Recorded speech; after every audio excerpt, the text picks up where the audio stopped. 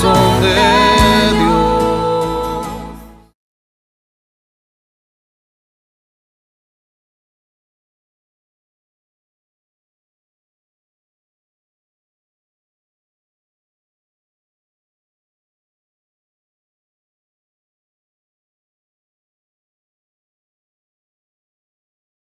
Vamos a entrar ya de lleno en la primera cosmovisión que queremos aprender a responder, a confrontar en sus puntos de tensión y poder desempacarla de manera que podamos refutarla. Y es el existencialismo ateo. Lo curioso de esta cosmovisión es que es fundamental y ha tenido increíble influencia y nadie apenas sabe el nombre ni que existía esta filosofía llamada existencialismo. Es una de esas filosofías que la vivimos, crece y es muy influencial sin saber ni siquiera cómo se llama. O sea, es algo que es curioso de ella. Volvemos a Pablo, a los Colosenses, pero en otra traducción, la Nueva Traducción Viviente, dice: no permitan que nadie los atrape con filosofías huecas y disparates elocuentes que nacen del pensamiento humano y de los poderes espirituales de este mundo y no de Cristo. Esa traducción me encanta, en la manera en que capta la idea en un lenguaje bien claro y moderno. Repasamos los protagonistas del existencialismo: Camus, Sartre, Nietzsche y Heidegger, y las 4 premisas. Dios no existe, estamos solos en el universo, la vida es absurda, no tiene sentido ni propósito alguno, el hombre es su propio Dios, el autor de su vida, del libro de su vida, y el hombre decide lo que es bueno y lo que es malo. Son las 4 premisas principales de ese existencialismo. Pero quiero que entiendan el impacto que ha tenido esta filosofía. El existencialismo es el fundamento detrás de el ateísmo, el nuevo ateísmo, el humanismo, el relativismo ético y aún el posmodernismo. Todo parte de esta filosofía existencial. Entonces, detrás del nuevo ateísmo está el existencialismo. Detrás del humanismo que tan predominante es en nuestros tiempos, está el fundamento existencialista. Detrás del relativismo ético está el fundamento existencialista. Y detrás del posmodernismo, ahí también está el existencialismo. Y pudiéramos añadir el hipermodernismo también como uno de los que ahora ha surgido, de nuevo, fundamentado. Entonces pudiéramos decir que el existencialismo ateo es como una de esas plataformas sobre la cual se edifican cosmovisiones. Es una cosmovisión, pero es fundamental a otras cosmovisiones también. Vamos a empezar a tomar esto desde la primera premisa, el primer punto. Dios no existe, estamos solos en el universo. En las palabras de Jean-Paul Sartre, el francés que vivió del año 5 al año 1980, en una de sus obras, y fue un autor prolífico, escribió muchísimo. En una de sus obras llamado El Diablo y el Buen Dios, a través del protagonista llamado Goetz de esa obra, dice lo siguiente: Dios es el silencio, Dios es la ausencia, Dios es la soledad del hombre. No existe nadie sino yo. Solo yo he decidido sobre el mal, solo yo he inventado el bien, solo yo me estoy acusando hoy, solo yo me puedo absolver. Yo, el hombre, Dios no existe, alegría y lágrimas. No más cielo, no más infierno, nada más que tierra. Más claro no puede ser. Esa es su postura como existencialismo. La idea es: existimos. El existencialismo habla de la vida que vivimos en el diario vivir. Usted y yo, el trabajo que pasamos todos los días, las luchas, las batallas, todo lo que tenemos. ¿Qué sentido tiene? ¿Qué propósito tiene? ¿Qué hay detrás de esto? Cuando entendemos que Dios no existe, entonces perdemos la ilusión de que la vida tiene un propósito. Y empezamos nosotros a definir el propósito que nosotros le queramos dar a la vida. Ese es el existencialismo, esa es la raíz. ¿Ven cómo es fácil que esto fundamente el ateísmo, el nuevo teísmo. Porque ahora le da al ateo los próximos pasos a seguir. Dios no existe, ok. De la filosofía existencial ahora aprendo cómo vivir una vida sin Dios. Apoya las demás filosofías. ¿Cómo apoya el humanismo? Elevando al hombre al estatus de Dios. ¿Cómo apoya el relativismo moral? Dios no existe, yo tengo que decidir lo que es bueno y lo que es malo. ¿Cómo apoya la posmodernidad? La verdad no existe, la verdad es lo que yo determine que sea verdad, porque yo soy Dios. Entonces, es una filosofía que apoya todas las demás. Albert Camus, el francés, también aportó mucho. Él murió en el año 60 en un accidente automovilístico, siendo todavía un hombre bastante joven, tenía mucho que dar todavía. Y dice, al negar a Dios, Camus, como los demás ateos, perdió el ancla de las verdades morales absolutas. Como muchos ateos, Camus reveló un anhelo de Dios y lo escribió de esta manera. Mira lo que dice. Querido amigo, para quien está solo, sin Dios y sin amo, el peso de los días es terrible. Eso lo escribe él en una de sus obras llamada La Caída, revelando a través de esta obra cierto anhelo, cierta hambre, cierta necesidad de un Dios, argumentando por lo menos que la vida sin Dios es terrible. El cargo que cae sobre uno es terrible. En otro sitio, en otra obra llamada El hombre rebelde, él añade, pero nada puede desalentar el ansia de divinidad que hay en el corazón del hombre. ¡Wow! ¡Qué admisión de un hombre ateo! Nada puede desalentar el ansia de divinidad que hay en el corazón del hombre. Pero Camus escribió una obra muy interesante sobre lo que es un mundo sin Dios, un personaje sin Dios. Se llama El extranjero. En inglés se llama The Stranger.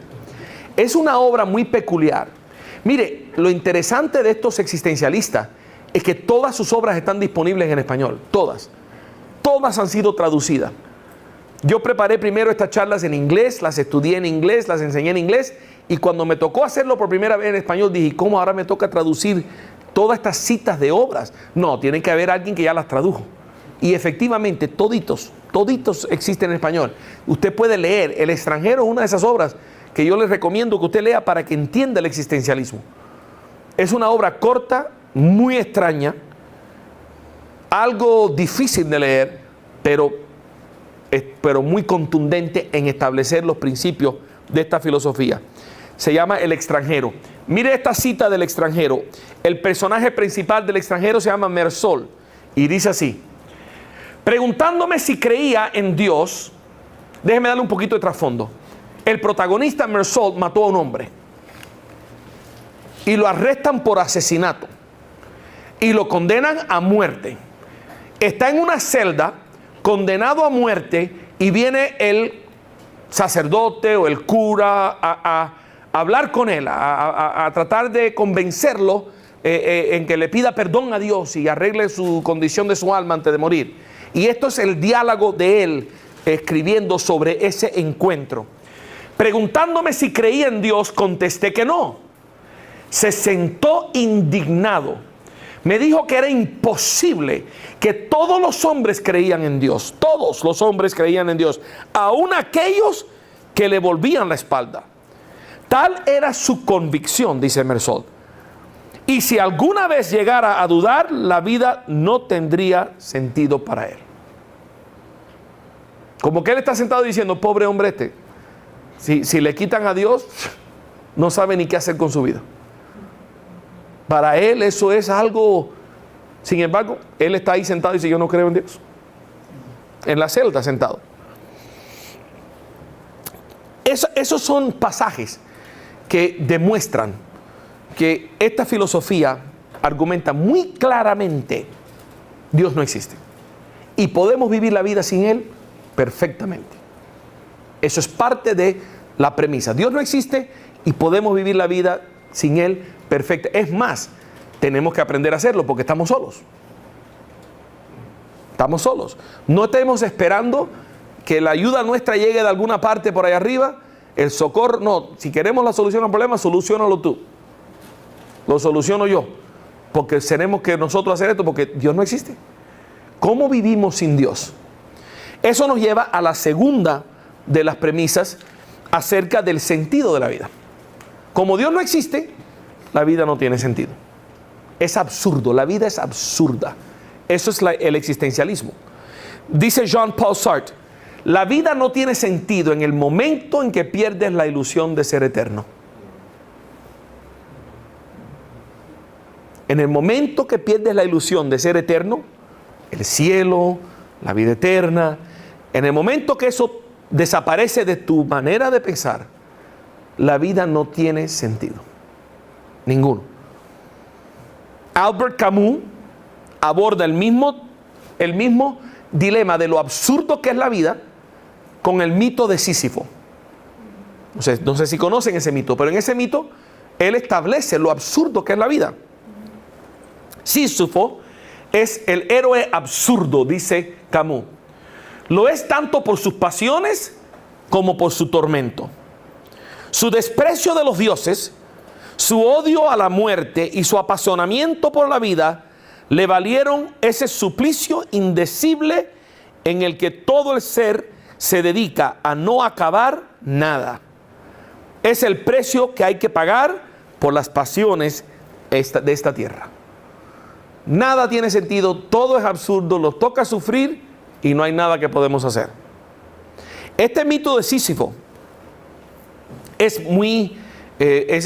parte de la mitología griega, es muy trágico. Sísifo ofende a los dioses de la mitología griega, lo condenan, y la condena de él es tomar una piedra inmensa y empujarla loma arriba, en una loma altísima. Y cuando está llegando a la cumbre de la loma, la roca vuelve a rodar hasta abajo.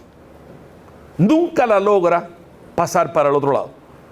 Regresa él, coge y vuelve otra vez. Y está condenado a hacer esto por el resto de la eternidad en la mitología.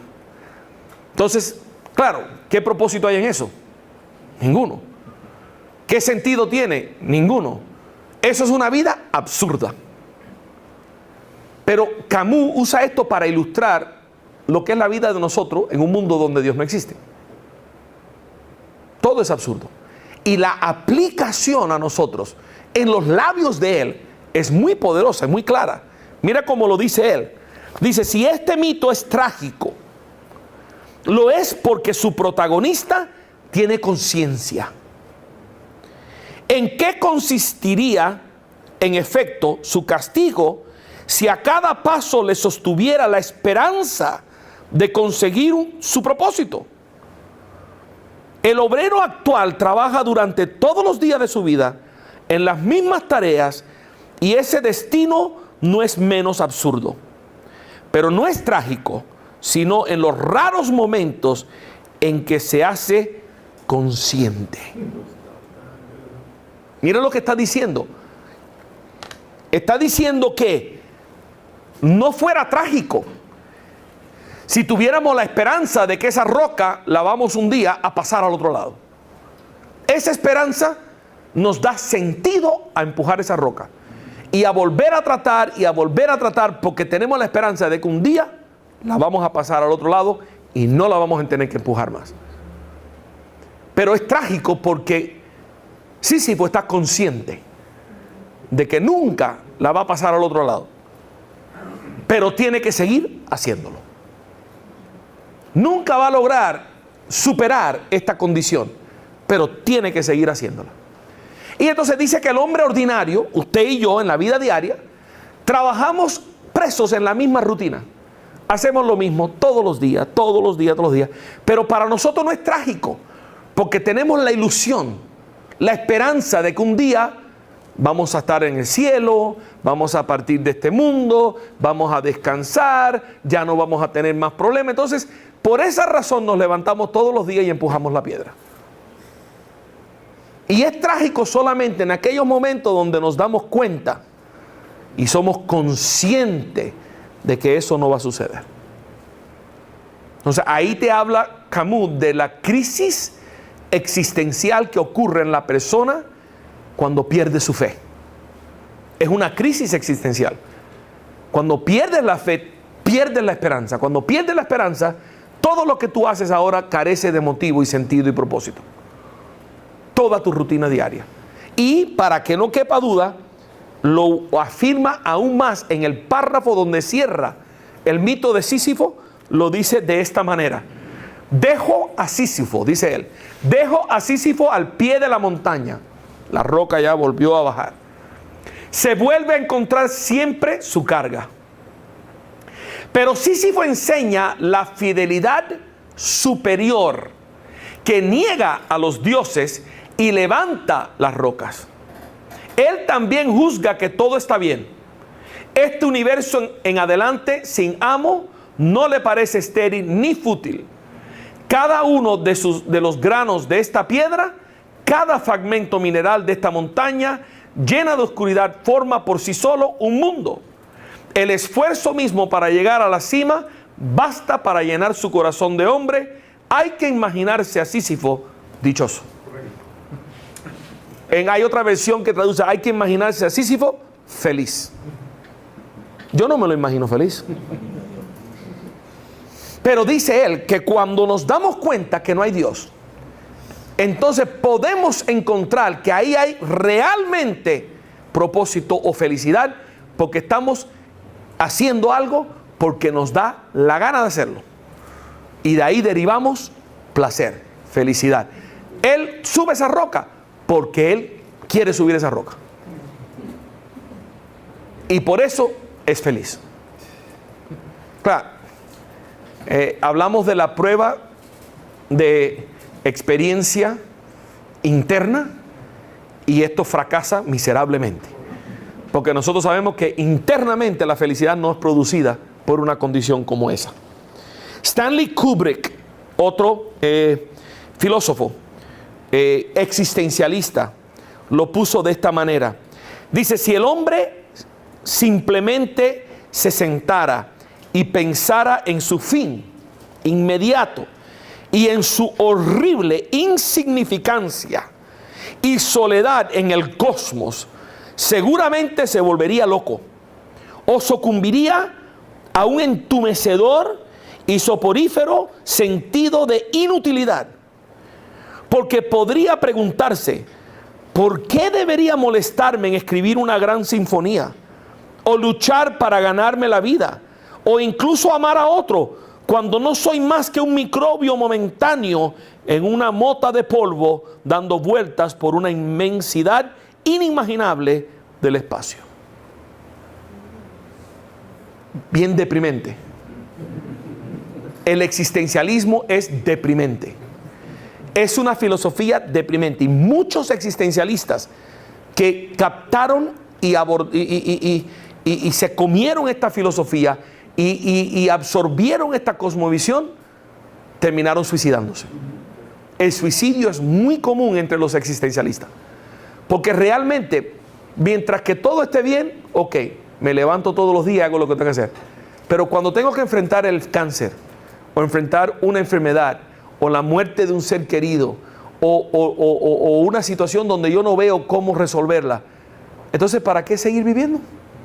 Si total, es solo cuestión de tiempo, voy a dejar de existir y voy a hacer nada. ¿Cuál es el propósito? La vida no tiene sentido, mejor me la quito. Y le pongo fin a esto. Muy común el suicidio entre esta filosofía. Pero usted se sorprendería la cantidad de jóvenes que piensan que la vida es así. Y viven, porque al rechazar la existencia de Dios, se ven obligados a vivir una vida sin Dios. ¿Y a dónde lleva eso? ¿Cómo hacen? ¿Cómo le dan sentido a la vida ahora que Dios no existe? Pretenden ser felices. El alcohol les da felicidad momentánea. La droga le da felicidad momentánea. La inmoralidad le da felicidad momentánea. Pero todo el mundo sabe que al final de cuentas nada de eso satisface. Nada de eso satisface. Jean-Paul Sartre, abordando ahora la tercera premisa de ellos. La tercera premisa de ellos dice lo siguiente: en El ser y la nada, una de sus obras, dice: estoy condenado a ser libre. Escuche sus palabras. Estoy condenado a ser libre. Esto significa que no podrían encontrarse a mi libertad más límites que ella misma. O, si se prefiere, que no somos libres de cesar de ser libre. El hombre ahora es libre para hacer lo que le da la gana, ya que Dios no existe. En otra obra titulada Las Moscas, en Las Moscas, él dice lo siguiente a través de Oreste, el personaje principal de esa obra. Dice: pero de pronto la libertad cayó sobre mí y me traspasó. La naturaleza saltó hacia atrás y ya no tuve edad y me sentí completamente solo en medio de tu mundito benigno, como quien ha perdido su sombra, y ya no hubo nada en el cielo, ni bien ni mal, ni nadie que me diera órdenes. La libertad se convierte en una desgracia, porque soy libre para hacer ¿qué? Cosas que nada tiene propósito, nada tiene sentido, nada produce lo que yo quisiera que produjera. Eso es una filosofía humanista. El hombre pasa a ser el Dios de su vida, pero se da cuenta que no es un Dios muy bueno, porque es incapaz de satisfacerse a sí mismo en nada.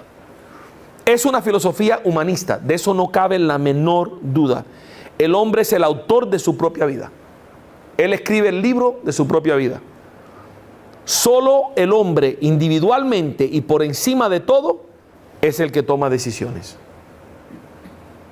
Nadie te puede obligar. Tú tomas tu decisión como tú la quieras tomar. Es bendecido o maldecido con la libertad para escoger entre una variedad de posibilidades en una existencia absurda y misteriosa. No reconoce autoridad más allá de sí mismo, pasado, presente o futuro. No existen valores absolutos más allá del hombre mismo. Lo único que existe soy yo. Lo único importante es lo que yo pienso que es importante. No hay autoridad en mi vida. Y cuando tú lees los existencialistas, como Jean-Paul Sartre, como Camus, te das cuenta que en la vida de ellos no había autoridad ninguna. Los personajes de sus obras no se sometían a la autoridad. En El extranjero, este hombre mata a esta persona y él no siente que él debe nada a ninguna justicia, a ninguna. El juez lo está juzgando y él está diciendo: ¿y quién es él para juzgarme a mí? Él es autoridad en su vida y yo soy autoridad en la mía, porque él va a decidir sobre mi vida. Y es un rechazo absoluto de la autoridad, porque yo soy la máxima autoridad en mi vida. Y eso lo vemos, las repercusiones de eso son terribles. Cuando eso se lleva a la vida diaria, el rechazo de autoridad en nuestras vidas nunca termina nada bueno. Una sociedad, y eso en el hipermodernismo lo vamos a ver, una sociedad que rechaza toda autoridad, no es una sociedad en la que podemos vivir. Pero es lo que está pasando, porque toda autoridad, ¿qué es lo que quiere hacer? Obligarme a mí a pensar como ellos piensan, obligarme a mí a sentir como ellos sienten, cuando yo tengo mis propios sentimientos, mis propias preferencias, mis propios gustos. Entonces, todo intento de una autoridad, establecer autoridad, es coerción. Pues lo voy a rechazar. Y la cuarta premisa sobre el relativismo, en un discurso que pronunció en el año 1946, ya esto no es una obra, esto fue un discurso público que él hizo, dijo lo siguiente: todo es permitido si Dios no existe. Y como resultados, el hombre está desolado, pues ni dentro de sí, ni fuera, ni afuera encuentra a qué aferrarse. Una confesión bastante clara. Como Dios no existe, todo es permitido. Y como todo es permitido, no hay un ancla. No hay una piedra, no hay una superficie, no hay un fundamento al que yo me pueda sostener para agarrarme, para darme nada. No hay a qué aferrarse. El hombre no pregunta qué debe hacer. Él escoge lo que él desea hacer. El deber ya no existe para el existencialismo. El deber es lo que otro impone sobre mí. Lo que vale es el deseo, no el deber, al decidir lo que voy a hacer. El hombre mismo es quien da sentido a sus propias acciones. Es el ejercicio mismo de su libertad que declara buenas sus acciones. Yo decido lo que voy a hacer, y como yo soy Dios, yo también digo que lo que hice estuvo bueno. Yo mismo evalúo y juzgo mis acciones. La libertad del hombre solo se obtiene rechazando toda ilusión de un Dios sobrenatural, inventando como un medio para mantener al hombre esclavizado. Dios es un invento para mantener al hombre esclavizado. Esa idea le ha de sonar familiar a ustedes, porque es la misma idea que va detrás del marxismo. Dios es un invento para mantener a la gente esclavizadas. Con la ilusión de un futuro, no se preocupan de lo terrible que es el presente, y por lo tanto no hay revolución. Le quitas la ilusión de Dios, se dan cuenta que el presente es un desastre, viene la revolución. Esa era la idea que Marx también propuso. Aceptar a Dios y hacer su voluntad es en realidad el abandono de la libertad.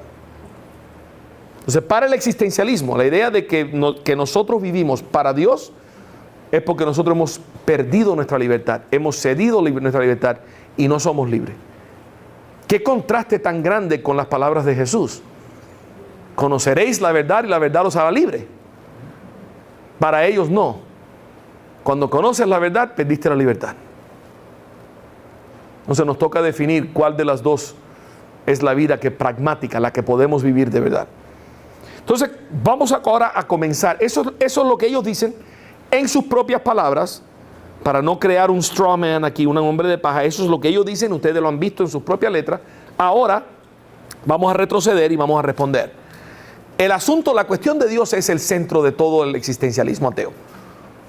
Todo parte de que Dios no existe. Y tenemos que preguntarle, ¿existe realmente un agente personal que creó el universo? Esa es la pregunta fundamental. ¿Existe realmente un agente personal que creó el universo? ¿Será que nos conoce, que se preocupa por nosotros? ¿Será que nos hemos inventado los ideales que reverenciamos? ¿O estarán estos fundados en una realidad y una potencia mayor que la nuestra? Todas estas son las preguntas que surgen cuando nosotros nos sentamos a pensar en el existencialismo. ¿Será que la vida realmente no tiene sentido? Porque todo esto son premisas del existencialismo. Tenemos que cuestionar estas premisas y buscar respuestas lógicas, racionales a estas premisas. No podemos evitar la cuestión de Dios, porque tiene que ver con el tipo de universo en el que nosotros vivimos. La cuestión de Dios la tiene que confrontar todo ser humano, porque define el tipo de universo en el que nosotros vivimos. Son preguntas reales que necesitan ser respondidas con respuestas reales. Necesitamos saber la verdad acerca de Dios si hemos de vivir nuestras vidas correctamente. Y eso aplica a todo ser humano en el planeta. Y típicamente, al tratar con el ateísmo, una de las maneras en que yo trato con personas ateas en el diálogo es simplemente pidiéndole que se imagine un mundo donde Dios sí existe. Vamos a hacer un experimento mental. Imagínate un mundo donde Dios existe. ¿Cómo sería la vida en un mundo donde Dios existe? ¿Tendría sentido nuestra vida? ¿Tendría propósito? ¿Hubiera orden? ¿Existiría el deber moral? ¿Existiría la justicia final y absoluta? ¿Existiría la libertad? Porque cuando empezamos a hacer ese experimento de cómo sería el mundo si Dios existiera, descubrimos que ese mundo corresponde con el mundo real que estamos viviendo ahora. Y deja de ser un experimento. Es una manera de darse cuenta que lo que estamos viviendo es un mundo donde Dios existe. Pero hay que empezar asumiéndolo y verificarlo. Vamos a responder a cada premisa. Primero al punto número 1. Respondemos que Dios sí existe. ¿Cómo demostramos? Y uso la palabra demostración no en un sentido matemático. No estoy usando vocabulario matemático de precisión. Sabemos que las únicas cosas que se pueden demostrar absolutamente son las fórmulas matemáticas, realidades matemáticas. Pero uso demostrar en el sentido ordinario y común que todo el mundo lo usa. ¿Cómo comprobamos? ¿Cómo argumentamos favorablemente, persuasivamente, de que las probabilidades de que Dios exista son mucho más altas que las probabilidades de que Dios no exista? ¿Cómo argumentamos eso? Dios es un ser necesario. Y eso es una premisa que yo puedo sostener en un debate. Dios es un ser necesario. Solamente hay dos tipos de cosas en el universo: aquellas que existen necesariamente y aquellas que existen contingentemente. Eso es una realidad. Las cosas necesarias es aquello que existe necesariamente por necesidad de su propia naturaleza. Es imposible que estas cosas no existan. Existen necesariamente. Y lo contingente, en contraste, no existe necesariamente. Existen porque son causados por otra cosa. ¿Cómo llevamos esto al universo en el que nosotros vivimos? Muy fácil. El universo es contingente. Y no porque lo dice la Biblia, y no porque lo dice ninguna religión, porque la ciencia lo dice. El universo comenzó a existir. Tiempo, materia, espacio y energía, todo comenzó a existir en el mismo momento. Eso dice la ciencia. Si comenzó a existir, entonces su existencia no es necesaria. Porque lo que existe necesariamente, existe eternamente. Y si existe contingentemente, existe porque hay algo que decidió causar ese efecto. Y no importa si tú eres musulmán, hindú, lo que tú seas, filosóficamente tiene que existir lo que llamamos una causa no causada. No podemos retroceder eternamente sin que haya un principio causado, porque nunca llegaríamos donde estamos hoy. Filosóficamente es absurdo. ¿De dónde vino la gallina? Del huevo. ¿Y ese huevo de dónde vino? De la gallina. ¿Y esa gallina de dónde vino? Del huevo. Y empezamos a darle para atrás a la historia, y a darle para atrás a la historia, y si esa historia no tuvo comienzo, pues entonces no estaríamos hoy hablando ni de gallina ni de huevo. Hablamos de gallina y huevo porque hubo un inicio. Y de ese inicio podemos medir hacia acá y decir, hoy estamos en este punto desde un inicio que hubo. Eso se llama la causa no causada de la filosofía. Y Dios es ser necesario que tiene que existir. Sabemos que el universo es contingente, la ciencia lo ha demostrado, aún los ateos concuerdan. Por tanto, el universo existe porque algo lo causó. En algún momento tenemos que postular un ser necesario que trajo al universo a la existencia, si no, no hubiese nada. Si no, no existiría nada. Si todo lo que existe es contingente, no existiría nada. Si Dios no existe, no existiría nada. Porque la Tierra, el resto del universo es contingente. No necesita existir. No existe por necesidad. No sé si me explico, esto es un poco profundo. Esto queda grabado, les dejo el PowerPoint, mediten esto. Piénselo bien, si mañana por la noche todavía no le das vuelta a este tema, lo vuelvo a repetir en otra manera. Pero si no hay una causa que existe necesariamente, no existe nada. Nada existiría. Dios es ese ser necesario, la causa no causada. Dios es ese ser necesario. El argumento cosmológico es el argumento que se presenta de muchas maneras. Hay muchas versiones. Esta es la forma más simple de presentar este argumento. Todo lo que comienza a existir tiene que ser causado por algo independiente de sí mismo.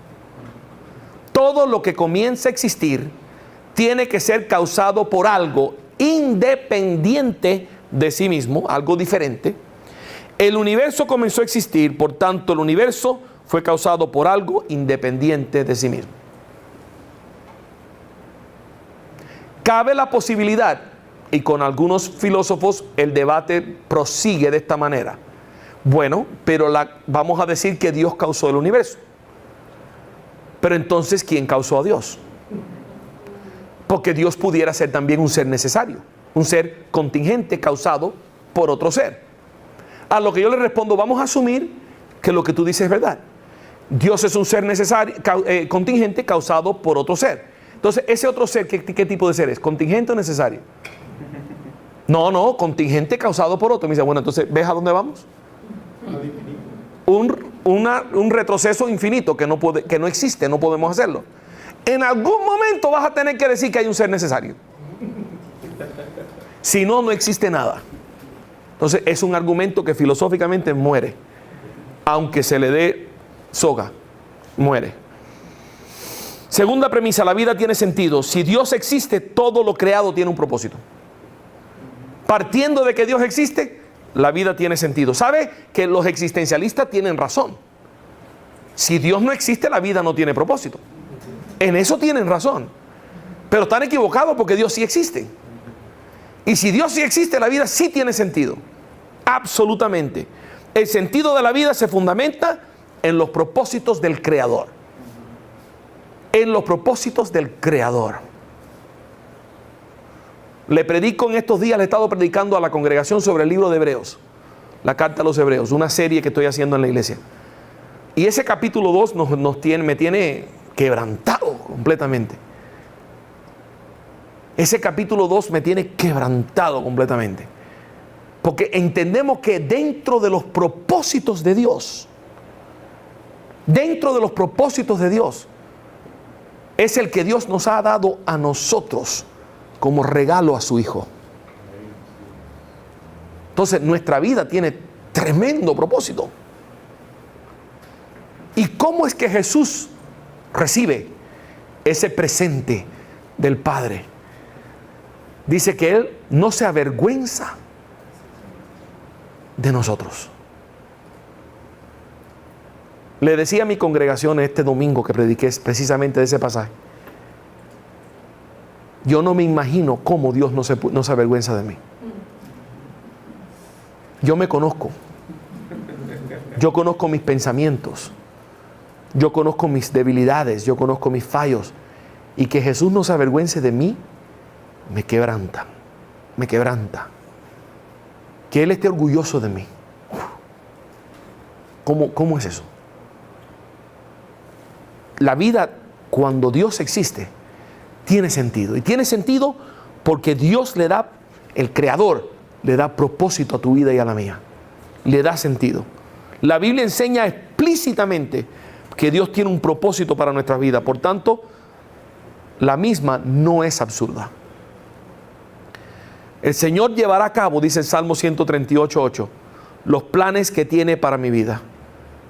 Pues tu fiel amor, oh Señor, permanece para siempre. En la Reina Valera dice, Dios cumplirá su propósito en mí. Jeremías 29, pues yo sé los planes que tengo para ustedes, dice el Señor. Son planes para lo bueno y no para lo malo, para darles un futuro y una esperanza. Y eso no es lo que hoy en día se predica tampoco. Es el sentido y el propósito que tiene nuestra vida. Número 3, el hombre no es Dios. No lo podemos usurpar el trono de Dios. Y en la hipermodernidad vamos a ver el peligro de usurpar el trono de Dios. ¿Qué es lo que el hombre hace cuando pretende hacerlo, tomar el papel de Dios sin la sabiduría de Dios? A tomar las decisiones que le corresponden a Dios sin tener la sabiduría para tomar esas decisiones. Un desastre, lo vamos a ver. El hombre no es Dios. Todo lo que el hombre es, lo es porque Dios dijo, hagamos al hombre a nuestra imagen y semejanza. Si Dios no dice hagamos al hombre, el hombre no existiera. El hombre no es Dios. Bíblicamente, la correcta comprensión del hombre comienza con la comprensión de su relación con Dios. Pues aparte de Dios, el hombre nada es, nada logra y a nada llega. Y en palabras muy claras se lo dijo Jesús en Juan 15 a los discípulos. La vid y los pámpanos, apartados de mí, nada podéis hacer. Nada podéis hacer. Nada. La autorrealización completa del hombre no es posible aparte de Dios. No es posible. Y eso es una realidad en el mundo externo que no puede ser contradecido por una filosofía, simplemente porque la teoría de esa filosofía lo afirme. Nuestra experiencia demuestra lo contrario. El hombre no se encuentra a sí mismo hasta que no encuentra a Dios. Eso es parte de la realidad bíblica. Y en cuanto a relativismo, el existencialismo es éticamente inviable. No lo podemos vivir, imposible vivirlo éticamente. En la cosmovisión existencialista, el hombre es la máxima autoridad. No existe un estándar moral absoluto al que el hombre debe adherir. Y si ese moral absoluto no existe, pues cada uno determina su propia moralidad. La moralidad y la justicia solo tiene sentido en un mundo teísta. Explícame justicia en un mundo relativista. ¿Cómo así? Si tú me robas mi teléfono, ¿cuál es la justicia? Si tú hiciste lo que tú estimaste que era bueno para ti. ¿Quién soy yo para castigarte o querer que a ti te metan preso? O pegarte si yo no soy quien para juzgarte, si tú determinas que eso es bueno para ti. ¿Quién soy yo? ¿Dónde está la justicia? Es que si Dios no existe, ¿dónde está la justicia? Hitler mató a ¿cuántos millones?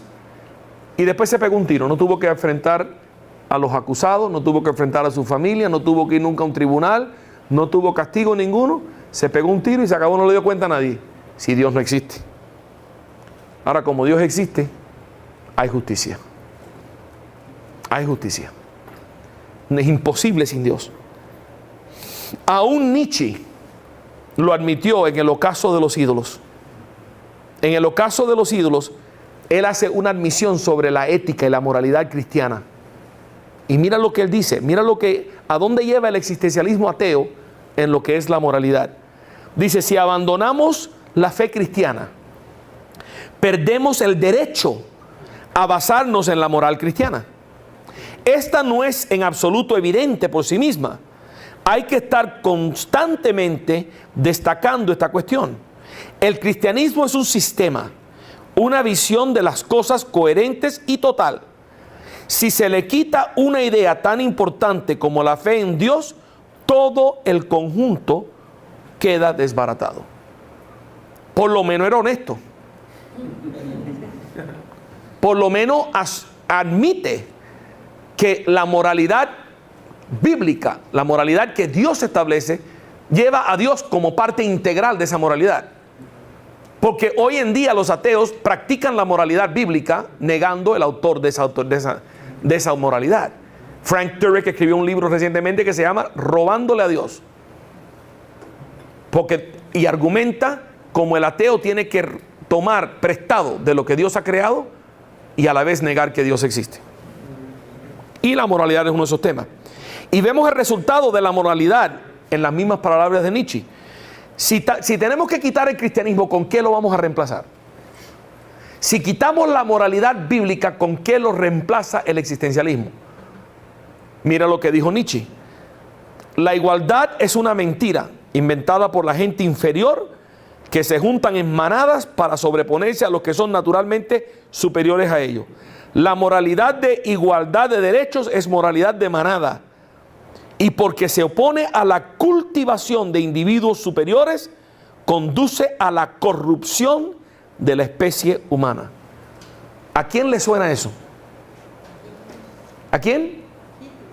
Correcto. Él tomó el existencialismo de Nietzsche, que Nietzsche había tomado del darwinismo, y en su obra Mein Kampf lo deletrea en todo lujo de detalle y escribe lo siguiente: si por una parte la naturaleza desea poco la asociación individual de los más débiles con los más fuertes, menos todavía la fusión de una raza superior con una inferior. Eso se traduciría en un golpe casi mortal dirigido contra todo su trabajo ulterior de perfeccionamiento, ejecutado tal vez a través de centenas de milenios. Aplicando esa moralidad a la vida. ¿Y a qué llevó eso? Al exterminio de razas enteras. Millones y millones de personas. Ahí donde vamos. Y cuando veamos la moralidad del ateísmo el miércoles, les voy a dar, se van a quedar sorprendidos de lo que algunos de estos ateos hablan de moralidad. Jesús es la entrada, y esto, mire, esta respuesta al existencialismo va más allá de las 4 premisas de ello. Porque la solución a todo el existencialismo se llama Jesús. ¿Cómo así? Jesús es el sentido de la vida personificado. Jesús es el sentido de la vida personificado. Jesús es la entrada de Dios en el escenario de la historia humana encarnado. El Evangelio de Mateo registra una serie de unos 10 milagros. ¿Y cómo se catalogan? Cada tipo concebible de enfermedad humana es representada y cada tipo de persona es representada. Y en cada caso, Jesús entró en una situación aparentemente sin esperanza y le devolvió sentido a la vida de esas personas. En Jesús hasta la muerte tiene sentido. Hasta la muerte tiene sentido. Yo soy la resurrección y la vida. El que cree en mí, aunque esté muerto, vivirá. Hasta la muerte tiene sentido. ¿Cómo evaluamos el existencialismo ateo? Nuestra integridad demanda que examinemos las cosmovisiones, particularmente en cómo responden a las preguntas fundamentales de la vida. Podemos considerar las preguntas de dónde venimos, qué ha sucedido porque algo ha pasado porque las cosas están malas, cómo podemos arreglar la situación y qué pasa cuando morimos. Esas 4 preguntas el hombre se las viene haciendo hace centenares, siglos, desde que el hombre está sobre la tierra. Ahora, vamos a comparar cómo responde el existencialismo ateo a esas preguntas y cómo responde el cristianismo como cosmovisión a esas preguntas para evaluar a ver quién tiene sentido, quién tiene razón, qué corresponde más con la realidad y la verdad que nosotros conocemos. ¿Cómo responde el existencialismo ateo a de dónde venimos? Bueno, siendo una postura atea, va a parar a la evolución por su naturaleza atea. El hombre es el producto de millones de años de evolución, no existe creador alguno, por tanto no existe propósito ni diseño. El hombre es el producto de procesos aleatorios, carentes de inteligencia alguna. Mañana vamos a acabar con eso, completamente. Pero esa es la postura de donde venimos. Somos un accidente cósmico. Y como lo dice bien la ciencia, si hubiese otro Big Bang, las probabilidades son que nunca llegaría a producir vida humana. Esto es una casualidad, esa de las casualidades, de que hay vida humana. Además, piensen en estos momentos, si todos somos animales sofisticados, que es el producto de la evolución, nosotros venimos a ser el animal más sofisticado de todo el reino animal.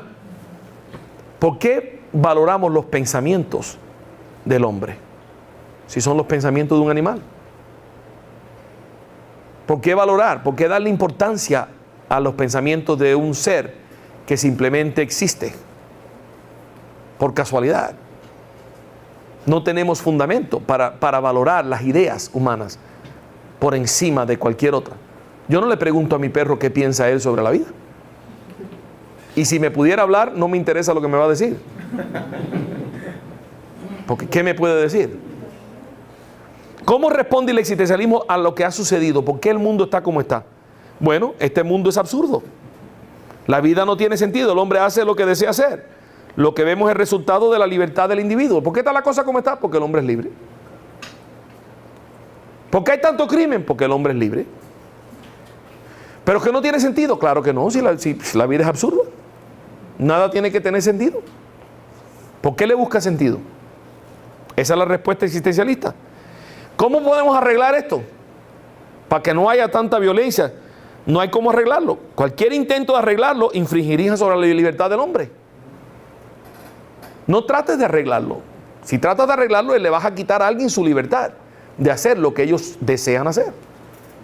El que desea violar, va a violar. Y si tú tratas de impedírselo, estás violando su libertad. El hombre es libre. Punto. ¿Qué pasa cuando morimos? Nada. Es el fin de nuestra existencia. Dios no existe. No hay cielo, no hay tierra, no hay infierno, no hay nada.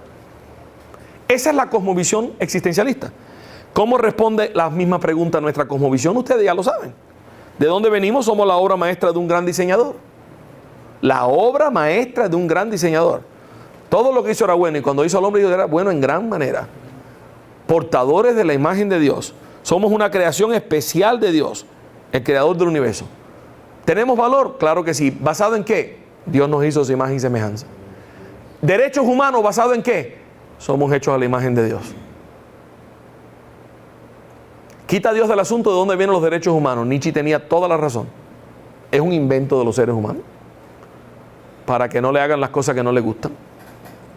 Para que no los torturen, para que no los maten, para que no hagan con ellos lo que quieran hacer. Si Dios no existe, no hay propósito. ¿Qué ha sucedido? ¿Por qué está la cosa tan mala? Es un problema interno. Una creación dañada por el pecado. ¿Tiene sentido o no tiene sentido? Claro que tiene sentido. Tiene sentido que la mayor parte de las cosas malas que pasan en este mundo podemos ver con toda claridad que la causa es el pecado. Decisiones que seres humanos toman que van en contra de la moralidad que Dios ha establecido. ¿Cómo podemos arreglarlo? El corazón del hombre tiene que ser cambiado. Le llamamos regeneración. Necesitamos edificar una cultura fundamentada en la verdad. Restauración. Esto es el evangelio. Esta es la tarea del apologista. Hacerle ver al mundo que las respuestas a las preguntas más grandes de la vida solamente tienen sentido desde nuestra perspectiva. Estos son los lentes transparentes, mirando la realidad del mundo. ¿Qué pasa cuando morimos? El hombre enfrenta a su creador y se le asigna un destino eterno, con o sin Dios. En resumen, el existencialismo ateo dice que Dios no existe, pero Dios sí existe. Dicen que la vida no tiene sentido, pero la vida sí tiene sentido. ¿El hombre es Dios? No, el hombre no es Dios. El relativismo moral, el hombre decide lo que es bueno y qué malo, no. El existencialismo éticamente es invivible, inviable. Y Jesús es el sentido de la vida personificado. Esa es la respuesta al existencialismo ateo. Entonces, ¿cómo confrontamos las tensiones de esta perspectiva? Evaluando, lo podemos hacer de dos maneras. Evaluando cada una de sus premisas, una por una. Podemos evaluar la premisa de que Dios no existe. Bueno, si Dios no existe, desde tu perspectiva, ¿cómo me explicas A, B, C, D, E? Explícame, si Dios no existe, ¿por qué existe un universo? ¿De dónde vino? ¿Cuál es la causa del mundo natural? Porque ahí está una tensión. Si la vida no tiene sentido, entonces ¿por qué tú te levantas todos los días? A ver, explícame. Yo sé por qué yo me levanto todos los días, pero ¿por qué tú te levantas todos los días? ¿Por qué trabajas tanto? ¿Para qué? En cada punto hay tensiones y tenemos que sacarlos y llevarlos a esas tensiones, confrontarlos con ellas. El hombre es Dios. Bueno, si el hombre es Dios, ¿por qué no puede arreglar nada? ¿Por qué todo lo que el hombre toca se rompe? Explícame, si el hombre es Dios, ¿qué tipo de Dios es? Si no puedes, tienes un catarro y no te lo puedes quitar ni tú mismo. Si el hombre es Dios, está haciendo un trabajo muy, muy pésimo para ser un Dios. ¿Realmente crees que el hombre es Dios? Hay tensión en ese punto. Y el relativismo, el hombre decide lo que es bueno y lo que es malo. Ahí le puedes confrontar con muchas tensiones también, que la vamos a ver el miércoles cuando veamos el relativismo. Muchas tensiones. Esa es una manera de abordar el existencialismo ateo. La otra manera de abordarlo es impartiendo o estableciendo una comparación entre cómo respondemos a las preguntas principales. otra estrategia muy útil. Ven acá, desde tu perspectiva existencial, ¿de dónde venimos? Ok. ¿Y por qué la cosa está tan mala? ¿Y cómo la podemos arreglar? Y cuando tú mueras, ¿qué tú crees que sucede? Okay. Ahora déjame explicarte cómo yo respondo esas preguntas desde mi perspectiva. ¿Cuál de las dos te parece más satisfactoria? ¿Cuál te parece que corresponde más con la realidad del mundo en el que vivimos? Si somos honestos, ¿no te gustaría vivir en un mundo donde podemos hacer algo acerca de la violencia y la violación y el abuso de los niños y el tráfico humano sin que resolver eso sea algo malo? Porque a mí me parece que vivir en un mundo donde podemos pelear contra esas cosas es un mejor mundo que un mundo donde tenemos que dejarlo que lo hagan porque son libres para hacerlo. Y esas confrontaciones son diálogos muy, muy profundos que podemos tener. Es la manera de abordar este tema, las dos maneras que yo recomiendo para abordar a esta gente. Y esto es una cosmovisión que está detrás del telón. Detrás del telón. Las otras que vamos a ver están abiertas y públicas. Esta cosmovisión está detrás del telón. Es lo que fundamenta muchas de las otras. Pero tenemos que saber que está ahí. Y no se te ocurra leer la biografía de Sartre o de Camus. ¡Qué desastre! Los dos vivieron vidas totalmente inmorales, desenfreno moral absoluto y vidas muy, muy poco deseables. No fueron hombres felices. Los propios pensadores que idearon esto vivieron vidas miserables. Entonces, ¿por qué voy a imitarlos a ellos? No tiene sentido. Ese es el existencialismo. Mañana abordaremos el naturalismo y dentro de ese paquete de naturalismo vamos a abordar mañana las distintas teorías de orígenes. Creación de tierra joven, creación de tierra antigua, evolución teísta, evolución, ¿cuál es el problema con todo eso? ¿Cómo vamos a hacer eso en 3 horas? No sé. Pero yo soy cubano y sé hablar rápido. Así que hoy iba despacito para que ustedes más o menos se aclimataran. Mañana vamos a acelerar un poquitico. Bien. Gracias, que pasen buenas noches. Nos vemos mañana. Como se sepa, formando siervos conforme al corazón de